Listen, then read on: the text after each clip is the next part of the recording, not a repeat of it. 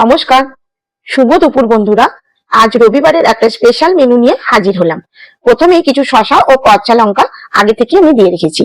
তারপর বাটি চাপা ভাত দিয়ে দিলাম, আর তারই সঙ্গে শুকনো লঙ্কা ও সর্ষে ফোড়ন দিয়ে মূলো শাক ভাজা দিয়েছি, আর গোল গোল করে করলা ভাজা আর আলু ভাজা দিয়ে দিলাম।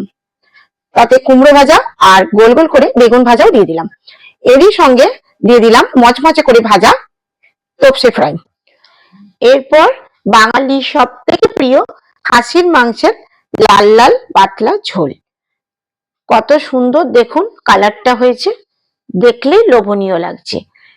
শেষ পাতে থাকছে আমের চাটনি। তো বন্ধুরা, আমার এই স্পেশাল থালিটি কেমন লাগলো কমেন্টে অবশ্যই জানিও। এরম ধরনের থালি যদি তোমরা আরও দেখতে চাও অবশ্যই কিন্তু আমাকে কমেন্ট করে জানাতে পারবে। তো আজকের মতো এতটাই। আবার চলে আসবো নতুন আর এক সুন্দর রেসিপি বা সুন্দর কোনো থালি নিয়ে। তো চলো টাটা, বাই।